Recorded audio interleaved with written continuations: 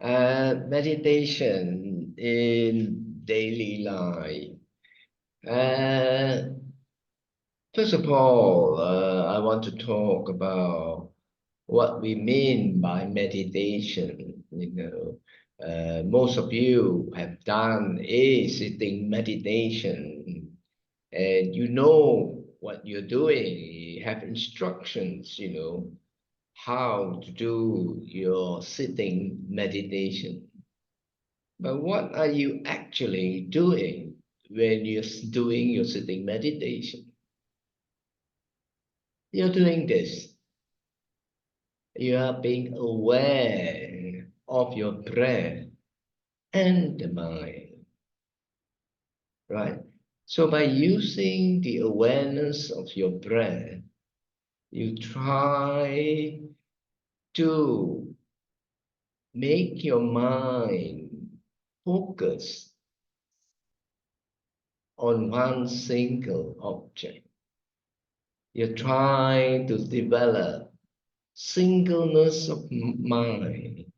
That means a mind that focuses on one single object, so you can attain a state of calm, a state of concentration, and a state of mindfulness.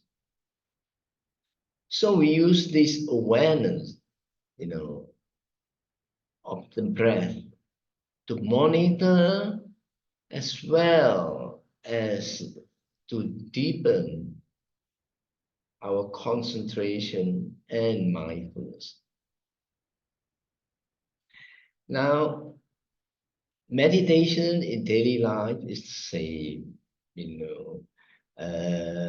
we use this awareness of the body when we are doing a walking meditation, right? We use the mind to focus on just the walking process.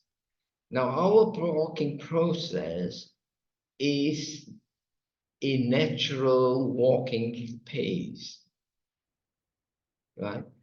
We walk, but we also keep our mind to know that when we say left, we are treading with our left foot.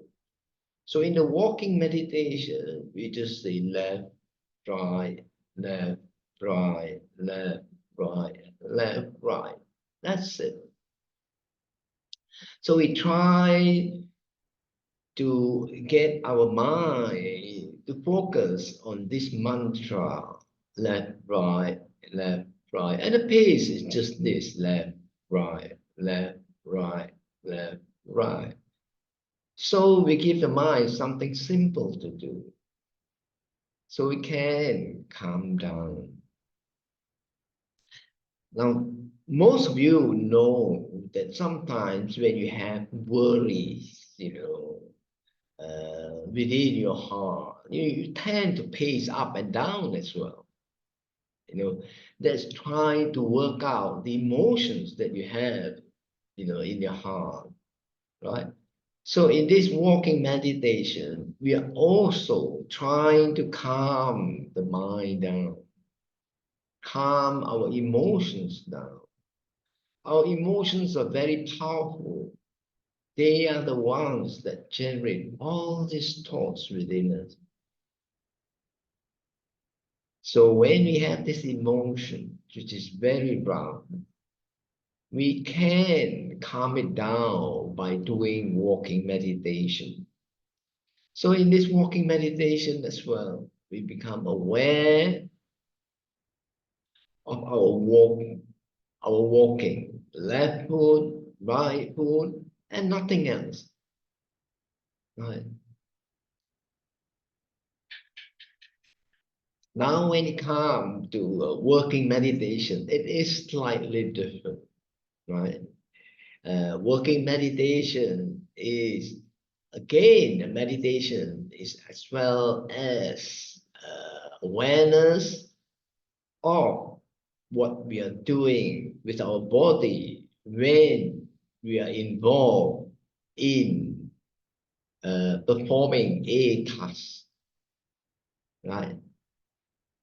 Now, why do we all do this? Why do we meditate? What's the purpose? What's the purpose of calming the mind? What's the purpose of getting better concentration, better mindfulness?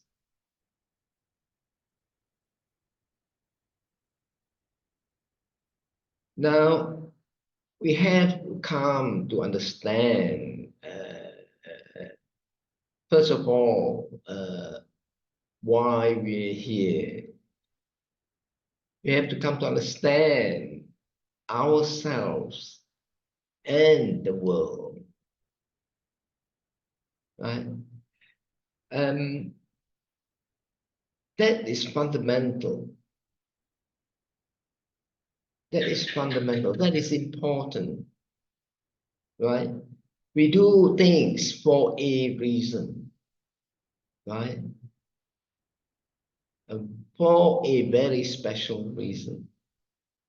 What is the end purpose of meditation? The end purpose of meditation is to reduce the suffering that we encounter in our lives. Now, where does this suffering comes from? Mainly from two things. From aversion. When we are adverse to something, we do not like to be associated with it. When we are adverse to a particular job, we don't like doing it.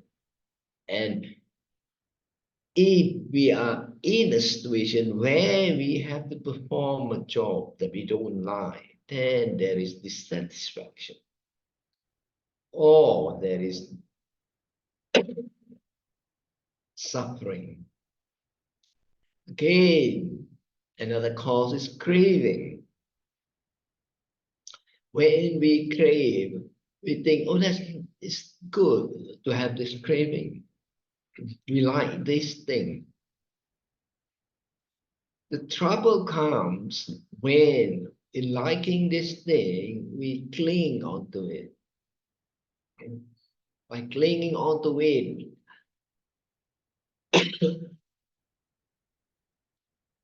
we find it difficult to tear ourselves from this attachment. So when you are doing something you are interested in, doing something you're enjoying, then you have to go do your shopping. It is difficult for you to tear yourself away. You detach yourself from what you like. So that's the problem when we have a craving, when we cling on to something, when we hate something. When we are attached to something, it is also attachment to our views as well.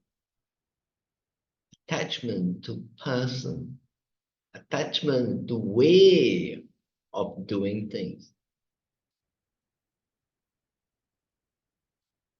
Now, where does all this attachment comes from?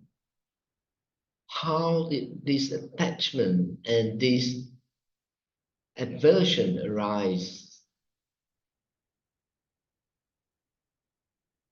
We have to understand the world we live in to be able to understand what's going on within us. Now, from the very beginning, when we are in this world, we start to come to make things up. We come to learn things. Our first contact with an object, we come to register what is it that we are seeing. So we create something called a mental identity of a thing, right? We create this mental identity. So in future, we can identify things similar to this, right? This mental identity can be complex, right? With this mental identity, we have in totally, our likes, our dislikes, right? We form ideas about it, right? So everything that we come to know in this world are the mental identities that we have created from the time we come to learn about things in the world. Each of us create mental identities of the thing we know. The things we know in this world are just our own mental identities, nothing else. Now, with these mental identities, because we have likes and dislikes embedded with these mental identities, we create a world where we respond to these mental identities according to how we create them. So in this world, we create not for the thing, but the mental identities. Now, with these mental identities, we also have this view about this mental identity. So we have aversions, to practically, or aversion or craving to practically everything that we come to know. So it is from contact with mental identity that these feelings of like or dislike comes about. So that's our first problem. We have this liking. We have this dislike. Now, if we do not attend to this liking or disliking, then they progress to craving or they progress to aversion, right? So in this world, in our daily life, we come across this craving for something, attachment to something, or aversion to something. So when we have to do a job, whether it's washing our clothes, washing our plates, sweeping, shopping, anything, these emotions, these feelings arises.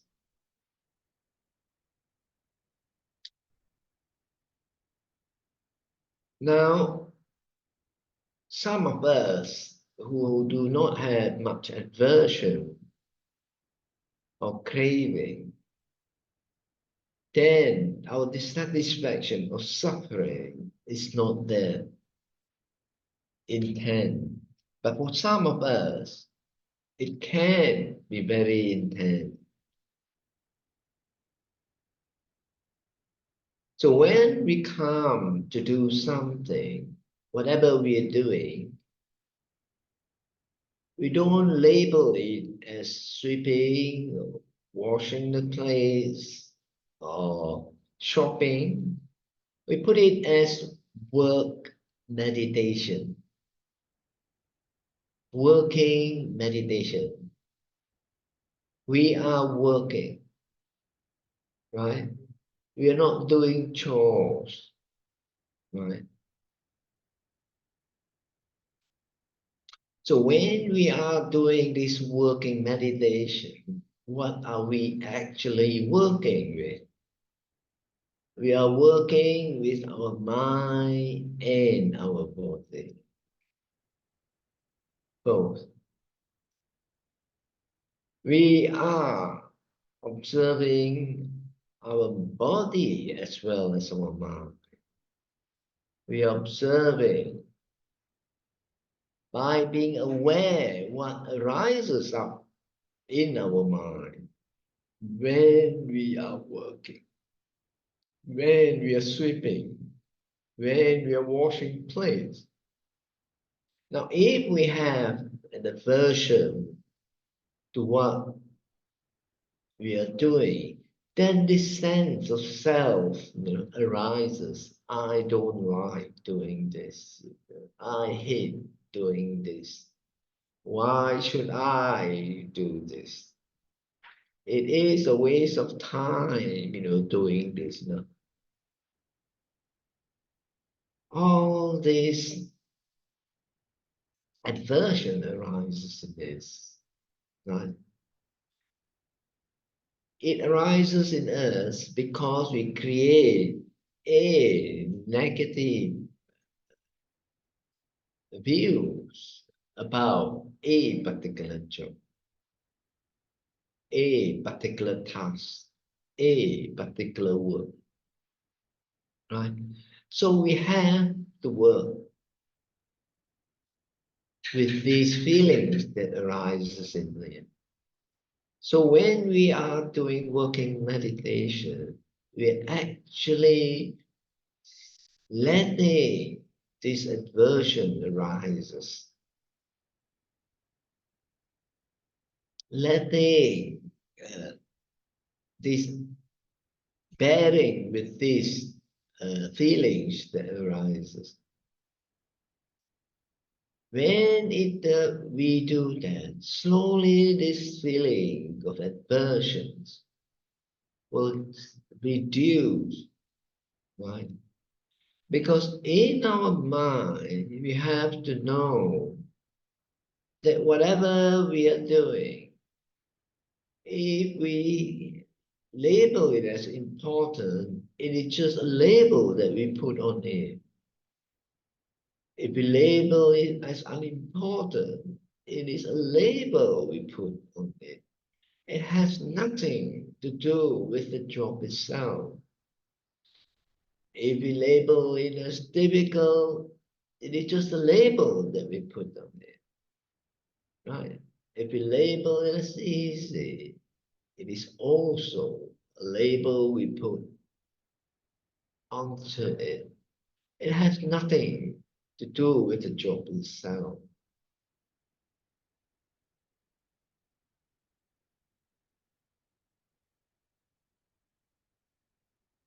So when we come to do work, whatever task, we want to take it as a working meditation.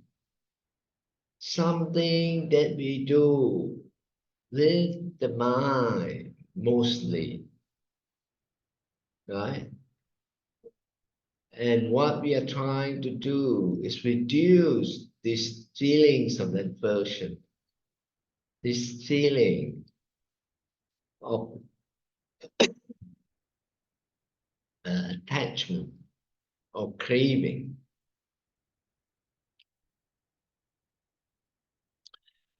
Now, the end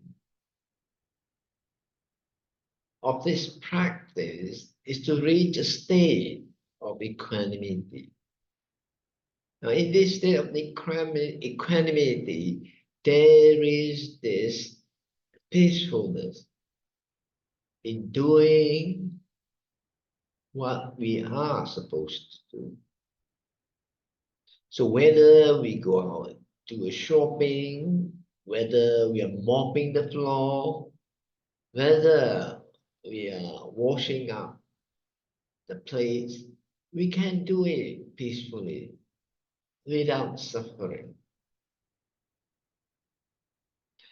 The first and most important thing is to relabel whatever we are doing as work meditation.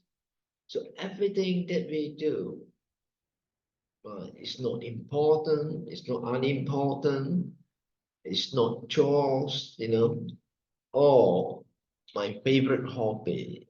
It is work, meditation. And in meditation, we observe what's happening in our mind, right? Now, when we do that and keep in mind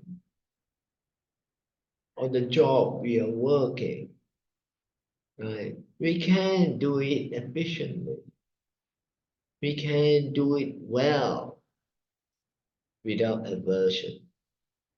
When we are adverse to something, we don't like to pay too much attention to it. We like to skip it.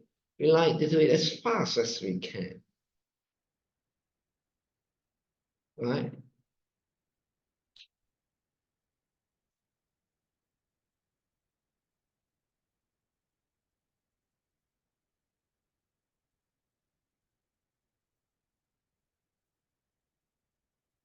Now, there are certain jobs that we can do as work meditation.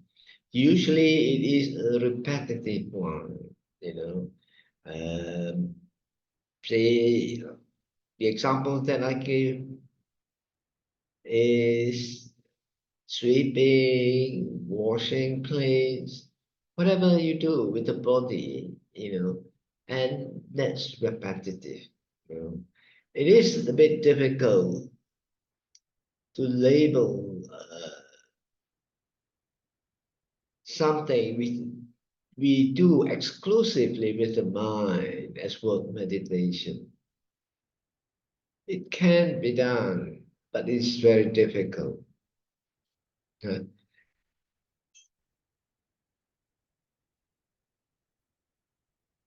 Now I'm going back to walking meditation. When we do our walking meditation, what we do is find a place to walk. Now that walking meditation path should be at least 12 paces long, right? The reason is because we have to walk to the end and then turn back again. If it's shorter than 12 paces long, we will be turning too often and we can get dizzy. Right? So it has to be 12 paces to say 25 or even 30 paces long. If you don't have that walking meditation path, you can do it as L shape. If you're in the room, you can say walk 6 paces, and then turn right another 6 paces, and then turn back. Now, when we are doing our walking meditation, we just say left, right, left, right, left, right, left, right. And when we reach the end of our walking meditation path, we continue with our left, right, left, right, left, right. We do not stop. We want it to be continuous because we want to keep our mindfulness and our focus on our walking meditation continuous. We do it for half an hour or 45 minutes. Takes that amount of time for you to calm down our rough mind. So when we do and finish with our walking meditation, we can do our sitting meditation. So the purpose of walking meditation is to calm our rough mind down, calm our emotions down, so that when we do our sitting meditation, we are not fighting with our emotions or fighting with our mind. We can sit, try to get the mind to calm down. Now, when I'm talking about sitting meditation, I'm only talking about samatha meditation, that's calm meditation, which you all have learned.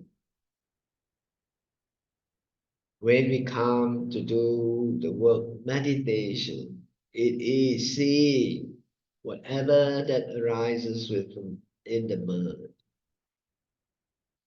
Whatever that arises in our mind, we want to just let go of it, not believe it. And if it comes up and you strongly hold on to that belief, you say not sure to it, right? Say not sure. When you think this is unimportant, you have to say not sure to it. In that way, your mind will stop thinking.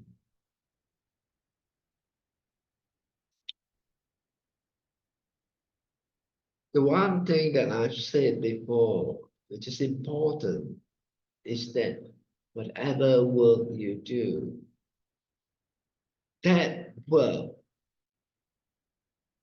if we put a label on it, right, it's just a label that we have put on it. Right? Whether you are washing plates or sweeping the floor, it doesn't make any real difference at all.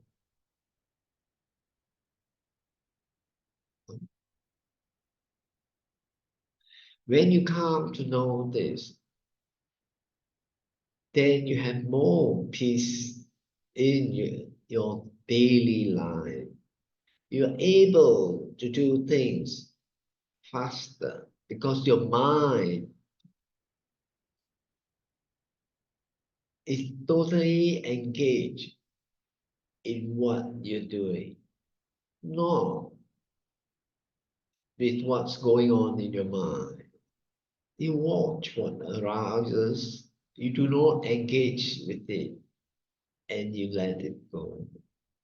So you're fully engaged with what you're doing.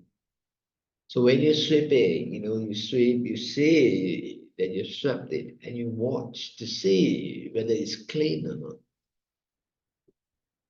When you're wiping something, you see that before there is dust, and then when you wipe it, there is no dust.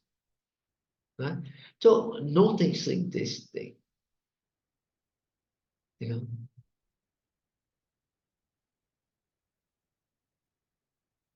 Going back to what I've said before, the whole purpose of meditation is to reduce our suffering, reduce suffering in our daily life.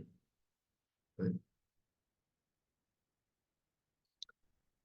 Now, what happens if, say, for example, you want to do something, but you have a lot of aversion in it? You cannot get out from your seat to do that. You have a huge aversion for it. There are two things you can do. One is to take in a deep breath. Yeah. Take in 10 longest breath. So you breathe in, breathe out. That's one. You breathe in again and breathe out. So what you're doing, you're actually changing your mind state. Focus, instead of focusing on the aversion, you focus on your breath. It takes about 10 breaths for your mind to change that state. So when you are taking in 10 deep breaths, you have developed a mindfulness. And after that, you can get up and do whatever that you wanted to do. And the other way of doing it is that when you have this aversion, you say, it's too difficult, it takes too long, right? You say to yourself, not sure, right? It's too difficult. You say, not sure it is difficult. It will take too much time. You say, not sure of it. I will encounter a lot of problems when doing that. You say, it's not sure, right? It will turn out badly. You say, not sure. Nobody will like it. You say, not sure that I can't finish it. You say, not sure, right? So that's the other way, of overcoming, this aversion, all these reasons that you've given to not doing what you wanted to do, what you're supposed to do. I say this not sure is very important. You cannot tell yourself a positive, something positive. Because what will mind will do is take that out and then give another negative reason for doing it. But when you say not sure, your own mind can't take it out to produce another argument. Right? So you cannot take not sure. There's nothing to hold on to. Because not sure is not taking a stand on anything.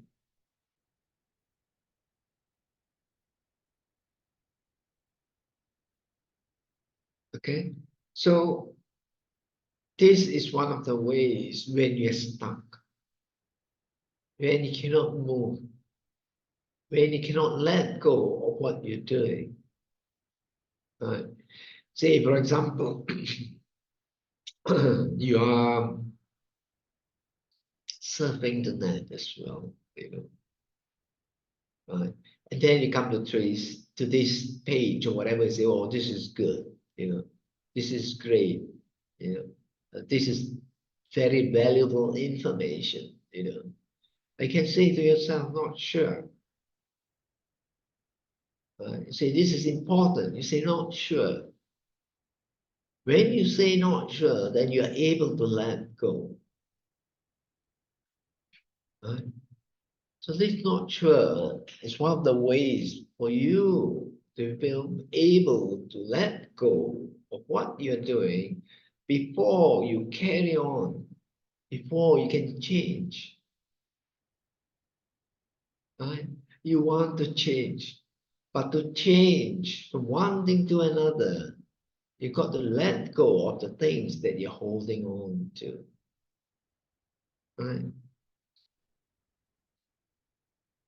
If you say, I need this sleep, in the morning, I really need this sleep. You say to yourself, not sure.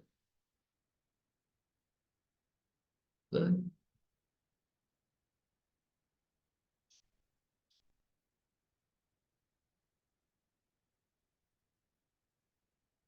So when you're able to overcome these hindrances, which hinder you from doing things that needs doing,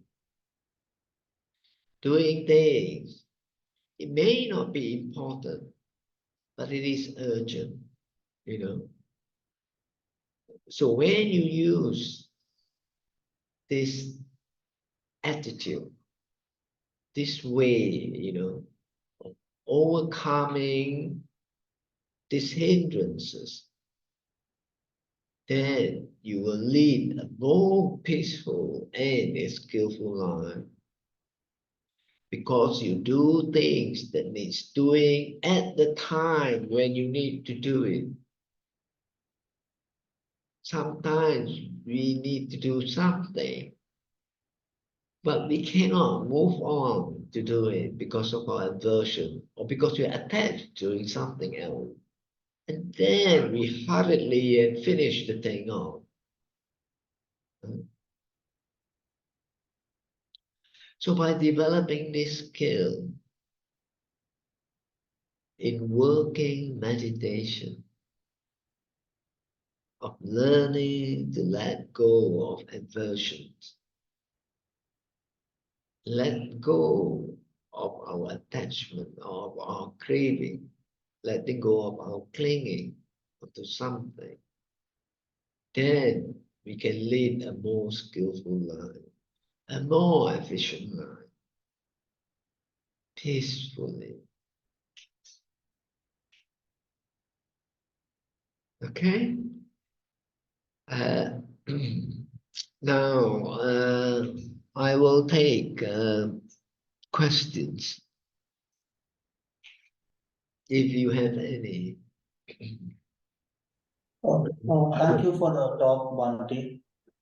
I have two questions. So the first thing is a clarification. So initially you said it's not things like outside in the world so much that cause suffering. It's the mental identities we create and the reaction to these identities that cause suffering. And then my second question is, you said it's easier to do work meditation for like simple repetitive tasks, but like, let's say if like we need to study for most of the day, or like we want to study for most of the day, how do we incorporate work meditation into that? Because it might not be it's usually not repetitive and needs lots of creativity and like intense focus. Thank you.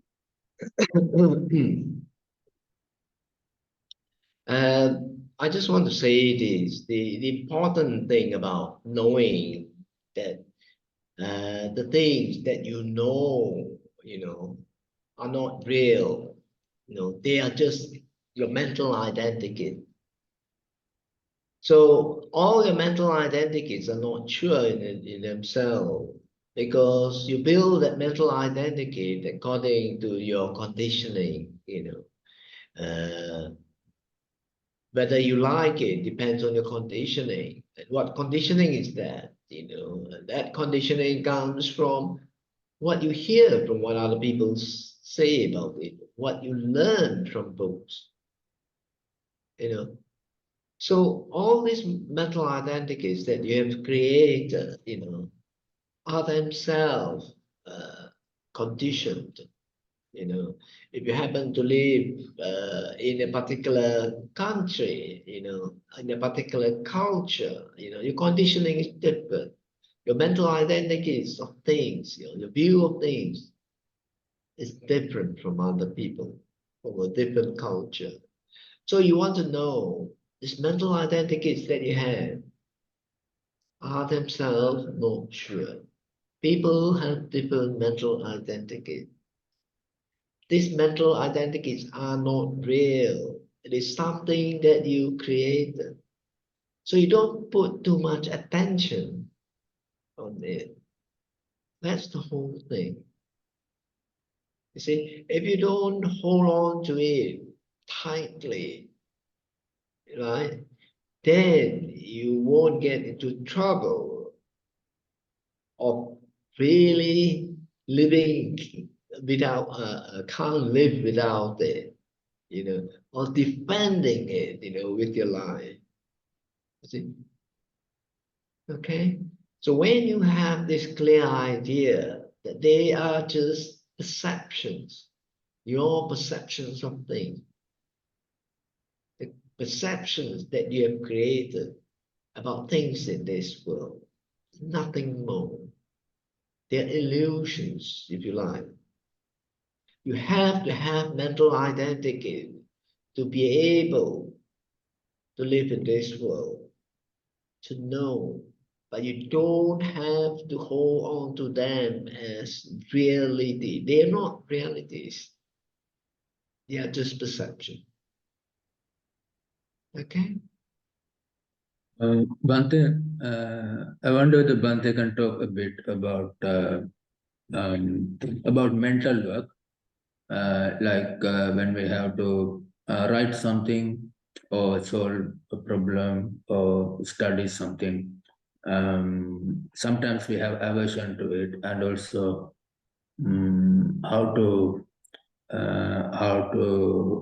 can we also use them as a method of extending our meditation as well? Yeah, when you have to learn something and then you have an aversion to it. Yes, Bhante, or to do some mental work like writing something. Okay. You have to investigate why you are adverse to it. Right. And the thing that I say, some people say, oh, it's too difficult. Right. I say it's not sure. Do it. So whatever your mind comes up with it, you just say not sure to it. You know, if you say this is not worth doing at all, you know, say not sure to it. Right. Whatever that's preventing you from doing something, right, that is aversion. Right. So whatever view that you have of that thing, you know, you have to say not sure to it. See, so when you have to write a paper on something, you know, it's the same thing. You got to investigate why you can't do it, right? If you say, and it takes too much trouble, you say not sure. It takes too long, you say not sure to it, right? So your mind doesn't have a mental identity or a view on what you have to do.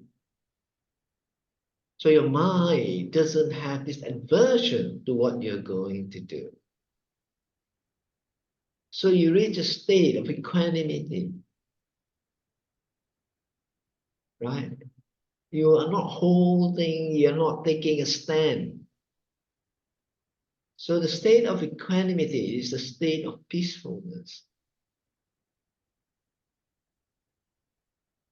right? So try it out, you know. You just try it mentally now. You know, think of something you feel or something you have to do that you don't like, and then find out the reason why you don't like it. You know, I say not sure. It's the same with the person as well. You hate this person, you know, because of this, that, and that. You know, I say not sure, not sure to that view of the person. If you hate yourself, you know, you have this view of yourself, I say not sure to it. Okay. Thank you, Bhante. Yeah. This not sure, it actually means it is empty of what's good and bad, empty of what's right and wrong, empty of what's difficult and easy, empty of what's beautiful and ugly. It's empty of two extremes, right? So it is a teaching of emptiness.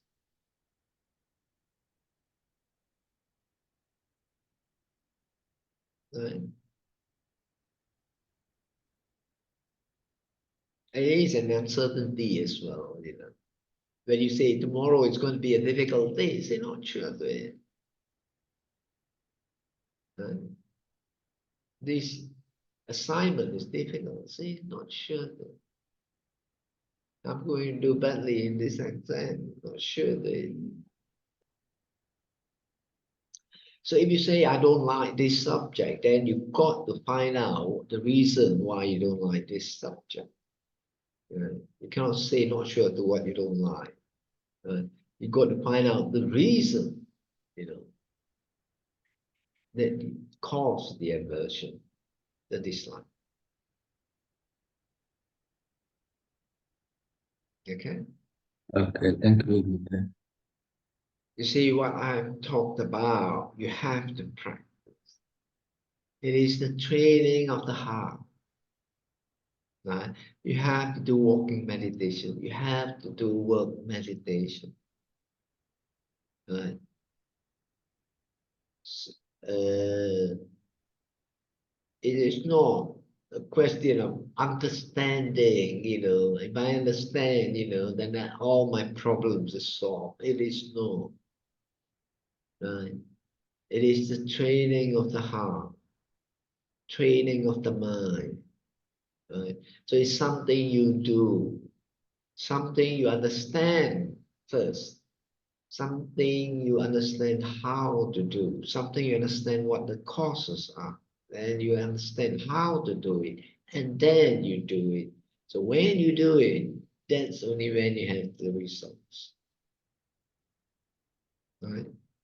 Because what we have been doing from the time we come to know about things in the world is building this clinging or craving and aversion to things, to views.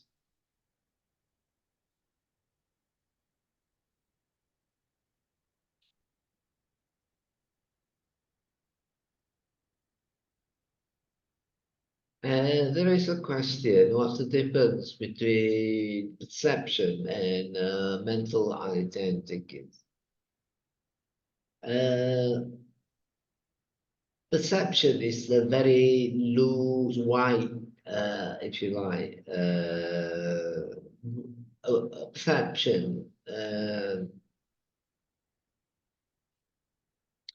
it just means what you perceive. Right? Perception, you can say, is something that you have seen, right? Mental identity is different. Mental identity is something that you have created. It actually exists in you. Now, what happens is that you project these mental identities onto the thing you're seeing. You project this mental identity on the person you see. So when you see a person, you don't actually see the person itself. You see the mental identity that you have created, projected on that person. So that's why you can see that your mother always had this mental identity of you, and respond to that mental identity of you, as a child. So they have this mental identity. It's only when you live with your mother for a long time, then they start updating this mental identity. Okay, so mental identity exists in our mind, and we play with these mental identities as well. You bring it up in our mind, and play with these mental identities. You can hate the mental identity, love the mental identity, make stories of this mental identity.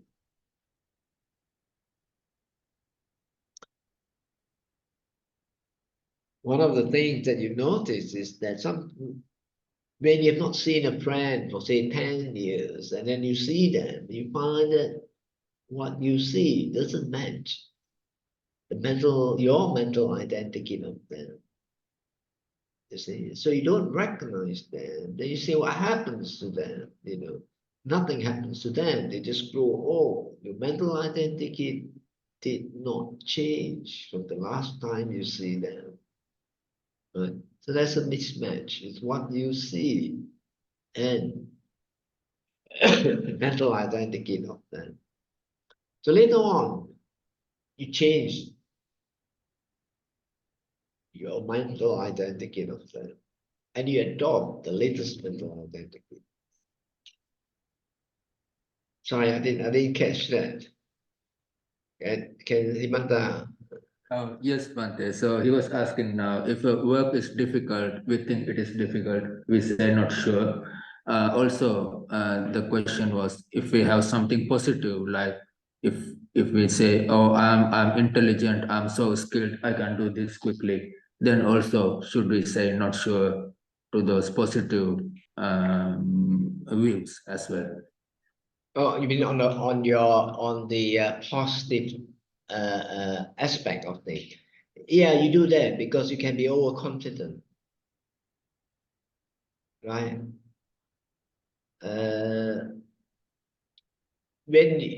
Sometimes the reason why when you are too positive or something, you have to say not sure as well, because you can be overconfident. Like if you think, oh, it's easy, I can do it within 2 days, but in actual fact, you need about 5 days to do it. So when you come to think of it, I can do it in 2 days, then you say not sure. And then you have to see your attitude, your past history of what you know about yourself. Some people tend to be very optimistic about things, about how fast they can do things. Okay, does that answer the question? Yes, Bhante, concept. Okay.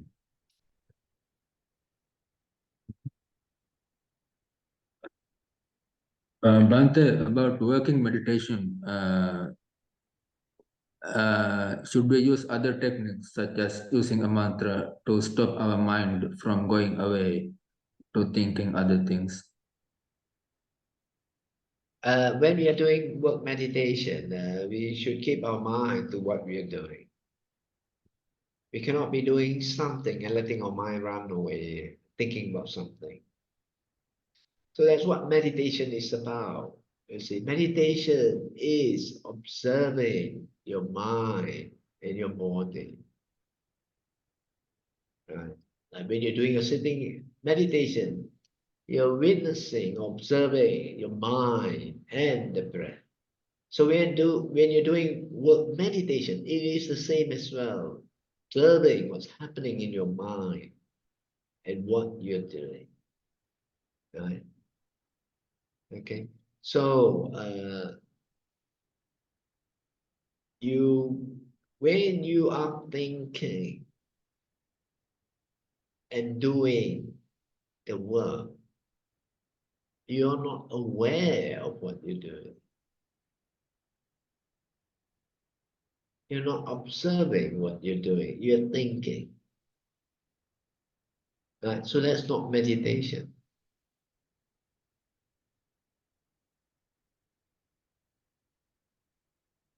Okay. Yes, Bhante. Yeah. Thanks, Bhante, for the talk.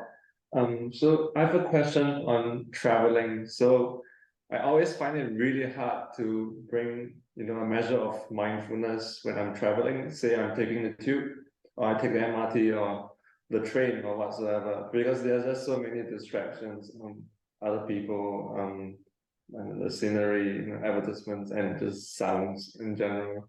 So, what advice would you give regarding bringing a measure of mindfulness, to when I'm traveling from a place to another place? When you're traveling on a train, and say whenever you're traveling on a train, you look out and then you see all this nice scenery, and you can be aware that you're looking at the scenery. While you're looking at the scenery, right? And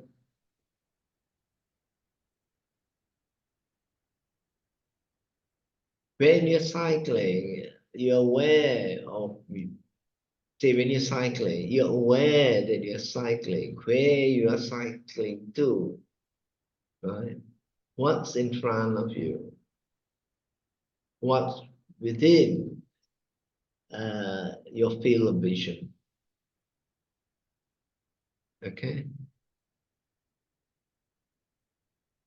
So even though when you're looking at the scenery, you have to be aware that you're looking at the scenery. You can enjoy the scenery, still be aware that you're enjoying the scenery. Okay? Awareness or awareness or meditation is like stepping back, and looking at yourself doing something.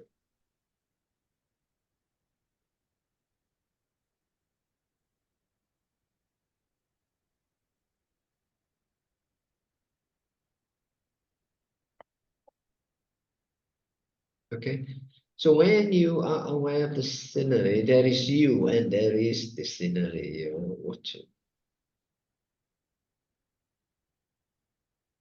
You don't get lost in the scenery.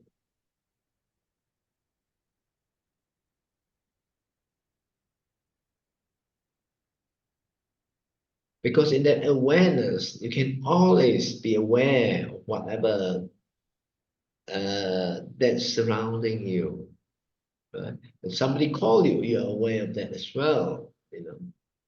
If you're lost in the scenery, then you cannot be aware when somebody is calling you. You're absorbed in that scenery.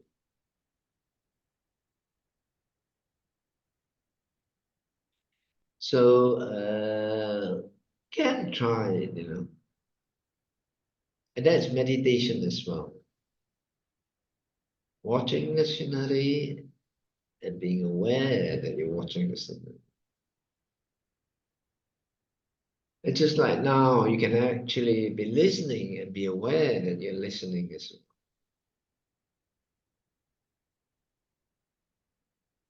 Or you can just be totally absorbed in listening. Right? And the first one is much better. To be listening and be aware that you're listening.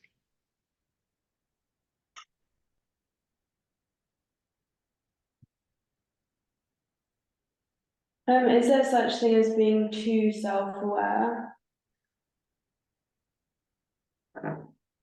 Sorry, is there such thing as being too self-aware? Bante, she asks whether there is there something as too self-aware? Is there something As too self-aware, too much self-awareness? too much awareness? No, there isn't. There isn't. The more awareness that you have, the more you comprehend what's going on. When you have a deep awareness, then you have insight into things. Right? So that insight comes from clear comprehension. When your awareness becomes very strong, you have clear comprehension of what the situation or the environment. Huh?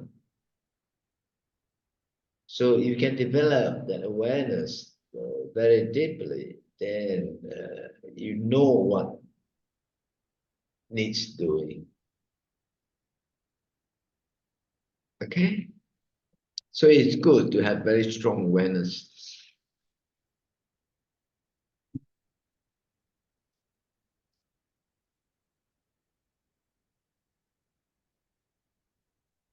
So, for example, you're sitting in a round table, having a meal, having breakfast or something, with a group of friends, in a round table. And while you're eating, you are aware of everybody eating, and you are aware that somebody probably needs the pepper or salt or something, or you're aware that somebody has a spoon missing, or somebody has a knife or fork missing, See, a teaspoon missing. You see, and that's when you have a clear comprehension, and then you have a clear comprehension where you can get a teaspoon, where you can get a knife, extra knife. That's where the awareness comes in. You have clear comprehension. So, and you might be aware that the person doesn't really need a teaspoon. He's happy with it. He's not looking around. He's going to use his knife to stir his cup of tea or something like that. Right? But you find that somebody, without a teaspoon is looking around, then you're aware that he's looking for a teaspoon. Then you can help him out. And that's what you call clear comprehension and insight,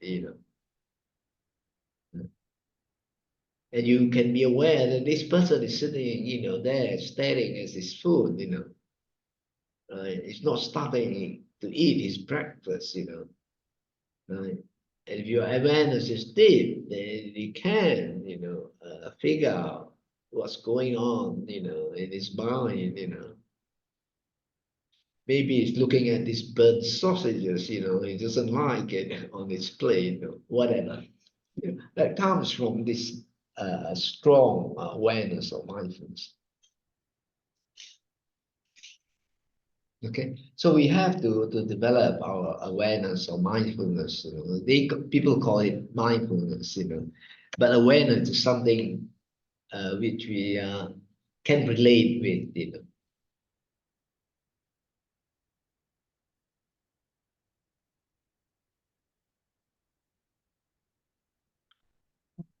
Bante, so thank you for your answer. So one more question I have is that, so let's say we are trying to be like we're just in the like a beginner stage, we're trying to be aware of like washing the dishes, for example, and then we think, oh, I'm not being aware enough, my mind is getting too distracted, and then we have a negative thought loop. Should we just be aware of that loop also, like just be aware of the thoughts and then slow, like what should we do? Thank you.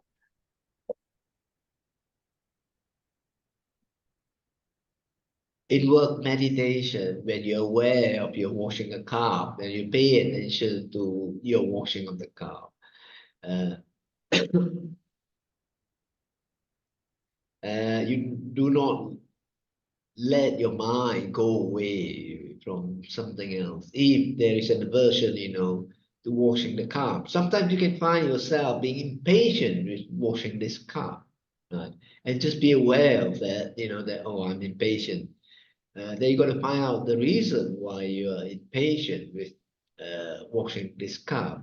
I find that when I'm washing somebody's cup, I wash it takes a bit longer than washing somebody's cup. But when I'm washing my cup, I wash it very quickly, right?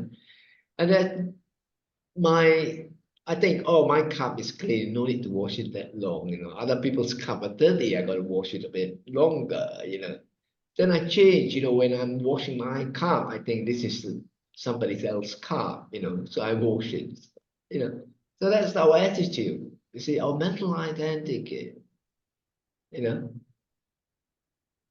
So you observe these things, you come to know, But the most important thing is to, first of all, be aware, what's arising in you, be aware that when you're washing this cup, whether you have any aversion to it, whether you're impatient, right?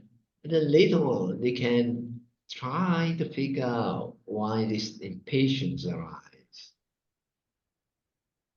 Okay? But most important thing is to stay with that work meditation. But another thing is that you have to call it work meditation. When you're washing a cup, that's work meditation. Everything else is work meditation because you're working with your mind.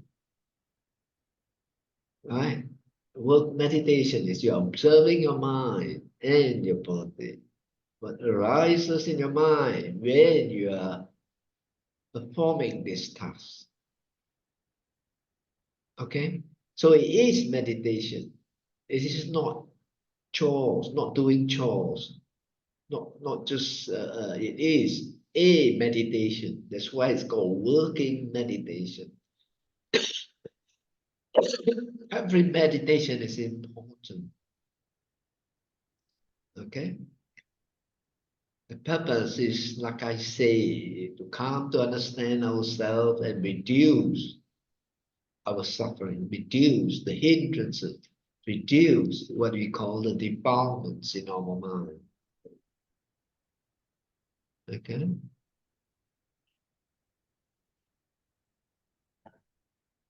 Okay?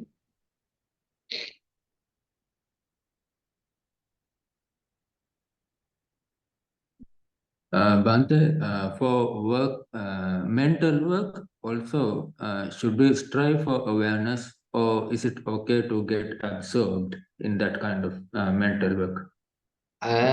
To be aware that, to be thinking and be aware that you are thinking about a subject is a bit more difficult. Right? To be reading and absorbing something and be aware that you're reading and absorbing something, it's a bit more difficult. It can be done. I've done that before. Yeah. Right.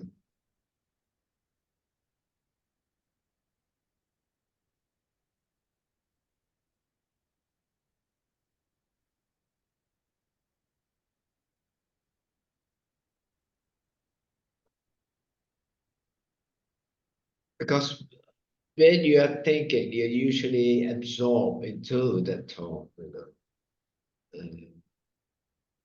it's a bit more difficult to develop an awareness of that absorption.